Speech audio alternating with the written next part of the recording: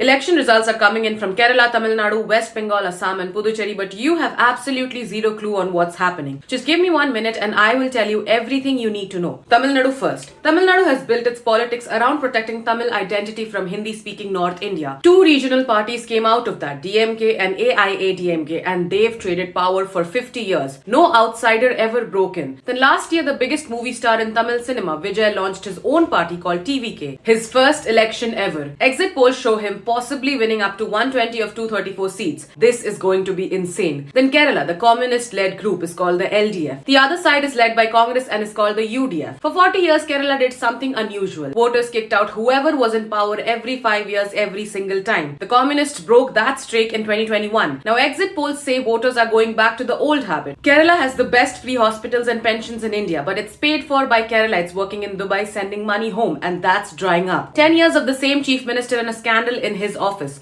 People are tired. Next, my own state, West Bengal. Mamata Banerjee has run this state for 15 years. Her party is TMC. She's the BJP's toughest opponent in the east because Muslims, 30% of Bengal, vote for her almost as a bloc. This year, the Election Commission removed 9 million names from voter lists. Opposition says it targeted Muslims in her strongholds. Government says routine cleanup. Exit polls show BJP might win this year. Whatever happens, riots will for sure happen here. Assam. Assam borders Bangladesh and millions have crossed over illegally for decades. The BJP turned that fear into a winning formula. They ran an exercise to verify every citizen. 1.9 million failed. Mostly Bengali Muslims. The chief minister made this his identity. Third term incoming. Puducherry for decades it swung between Congress and a local breakaway party called AINRC. 5 years ago, AINRC tied up with Modi's BJP and took power. Now they are winning again. Follow this page for only the truth.